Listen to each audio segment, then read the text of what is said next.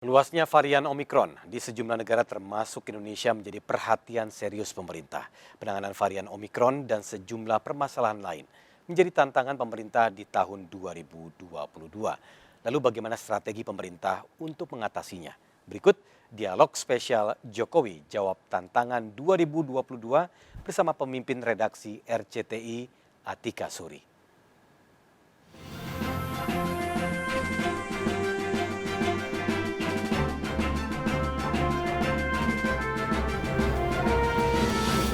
Pemirsa, tahun 2022 masih diwarnai oleh nuansa pandemi. Dan tak hanya itu, sejumlah tantangan juga masih harus kita hadapi.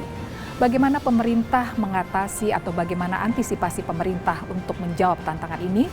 Kita mendapat kesempatan khusus untuk berdialog dengan Presiden Republik Indonesia, Joko Widodo.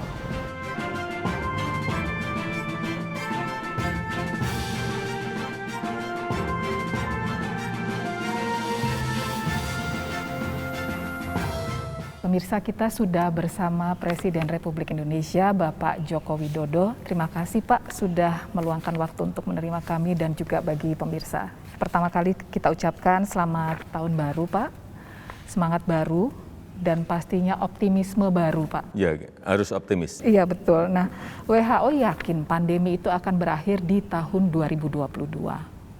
Nah, bagaimana pemerintah bisa mengembalikan semangat masyarakat untuk menjelang tahun baru ini dan mengembalikan optimisme masyarakat, Pak? Yang jelas, dunia sekarang ini masih berada pada posisi ketidakpastian karena Delta maupun karena Omikron. Kita sendiri kalau kita kilas balik di bulan Juli pertengahan, saat itu varian Delta betul-betul berada pada puncaknya.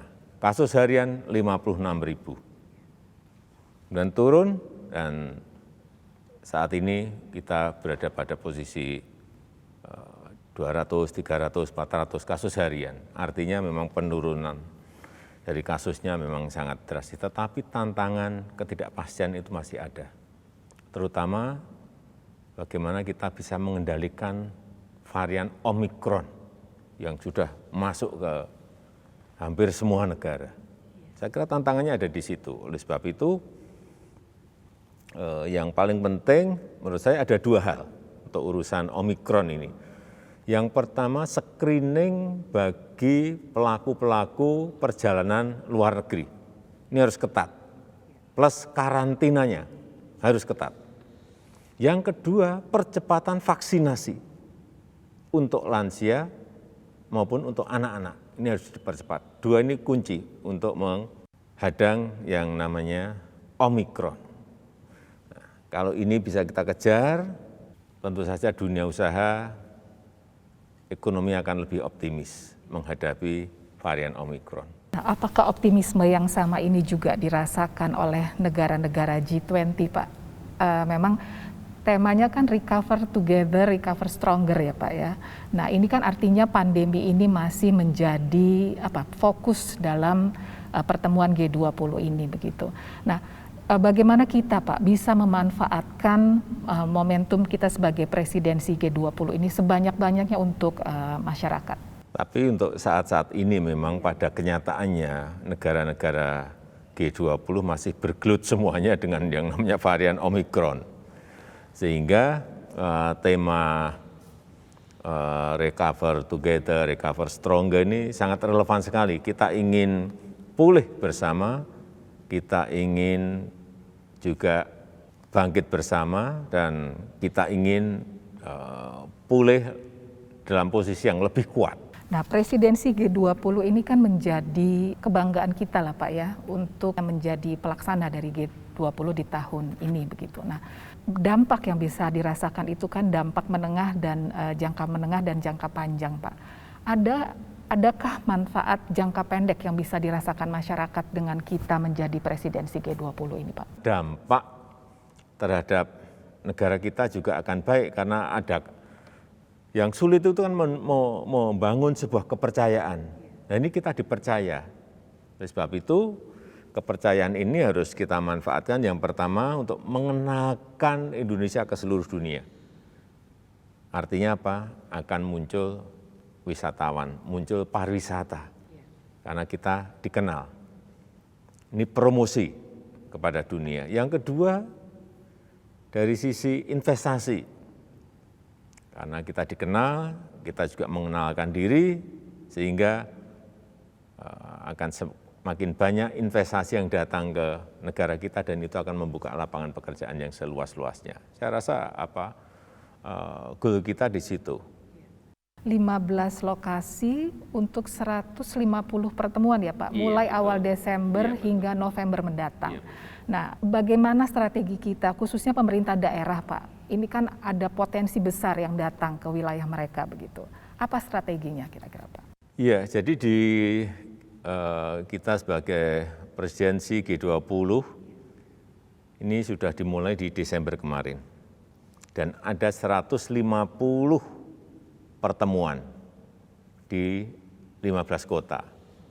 Dan kita harapkan daerah-daerah bisa memanfaatkan ini untuk mengenalkan daerahnya, untuk menarik investasi ke daerahnya, untuk menarik wisatawan ke daerahnya.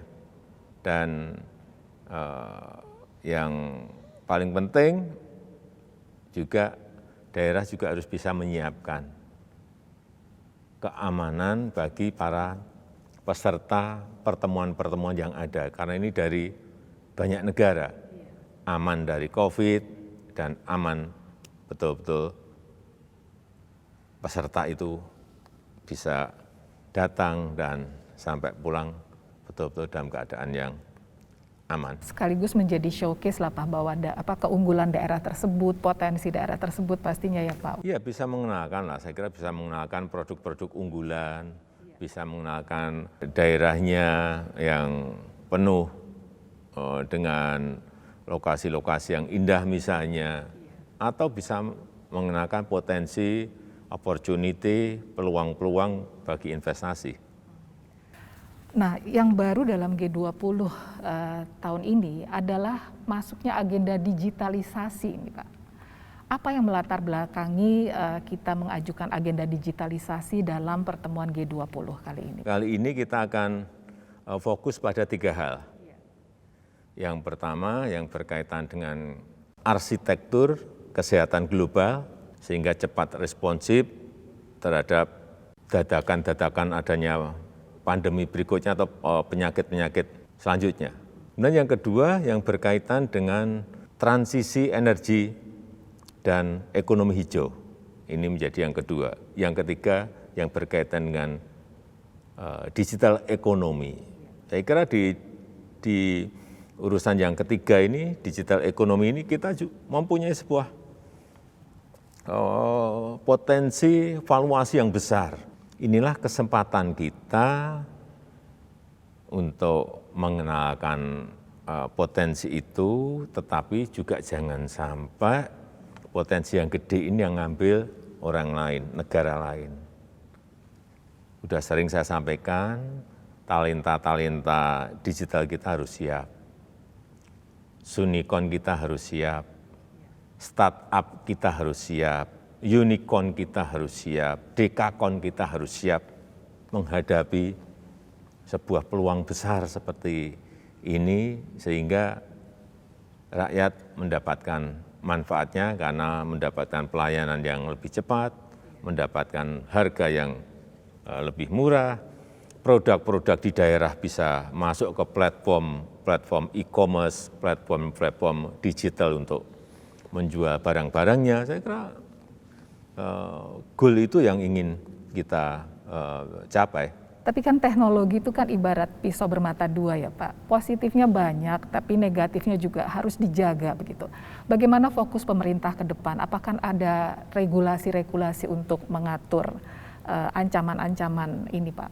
Kita ajukan juga mengenai rancangan undang-undang mengenai ekonomi digital, sehingga betul-betul aturan mainnya jelas. Karena memang ini sudah barangnya sudah bergerak, regulasinya belum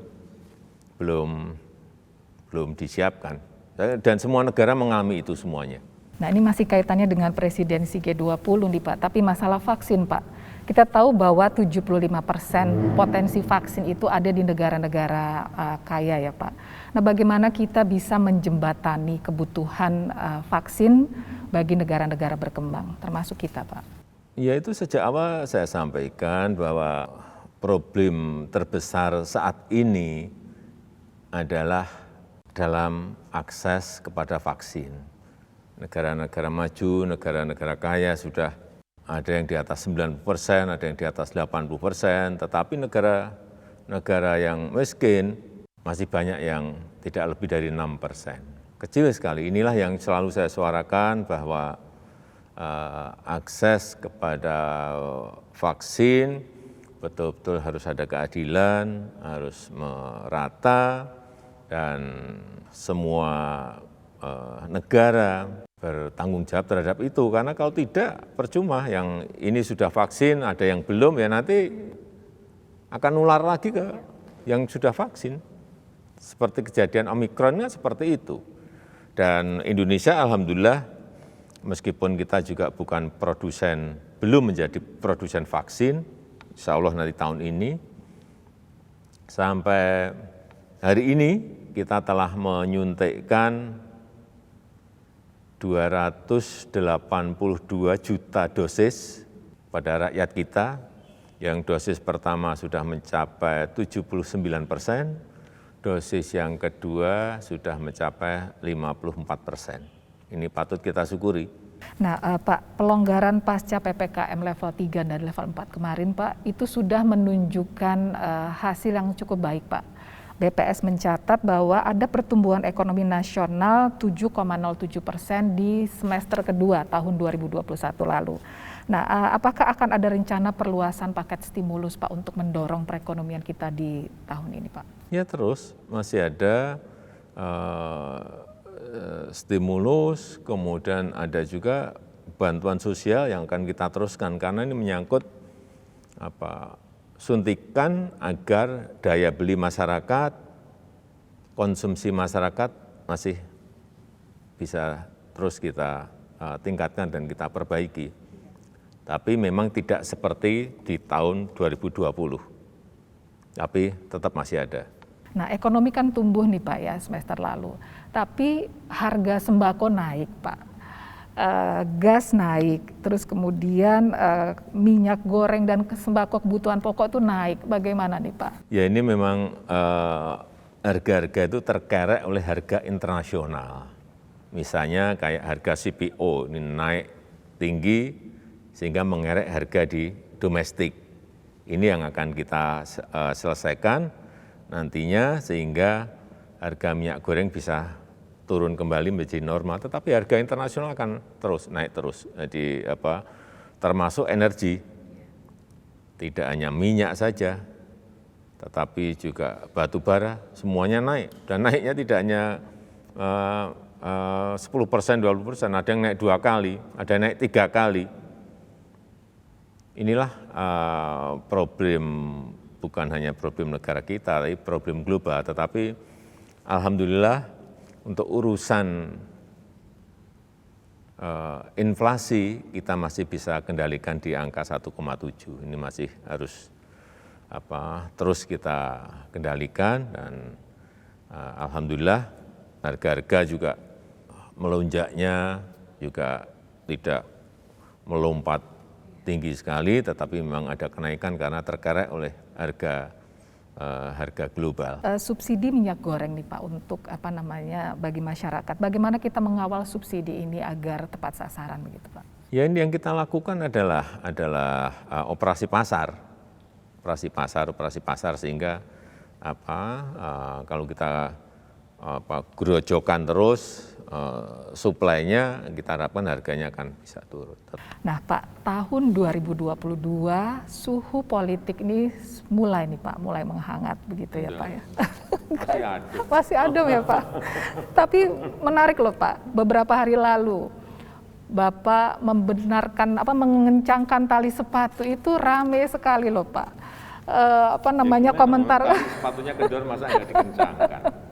Komentarnya macam-macam gitu Pak, dikaitkan dengan politik begitu. Bagaimana nih Pak? Saya melihat masih adem kok. Mungkin nanti yang agak sedikit naik, ya anget dikit mungkin di 2023. Tapi 22 ini kita ingin konsentrasi terus di sisi ekonomi untuk mengembalikan, memulihkan ekonomi kita. Masyarakat kita tuh kan senang sekali dengan simbol-simbol, Pak. Jadi Bapak mengencangkan tali sepatu, bahkan mengencangkan tali sepatu untuk perjalanan, mungkin maju lagi di 2024, Pak.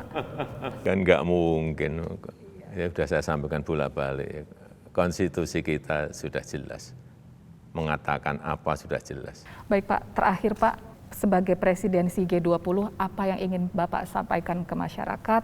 Bagaimana kita bersama-sama mensukseskan sebagai tuan rumah pertemuan G20 ini, Pak? Silakan, Pak. Ya kita bersama-sama menjaga negara kita, utamanya protokol kesehatan, agar pandemi ini tidak meningkat lagi, kemudian juga dukungan masyarakat terhadap kepercayaan internasional terhadap negara kita. Ini sebuah kehormatan yang harus kita angkat bersama-sama sehingga kita mendapatkan manfaat besar dari keketuaan kita di G20 ini, karena ini adalah yang akan datang adalah negara-negara besar dengan GDP yang besar, sehingga memerlukan sebuah kesiapan yang matang, dan ini akan membangun sebuah trust, membangun sebuah kepercayaan kepada dunia bahwa negara kita ini mampu dan negara kita ini bisa melakukan.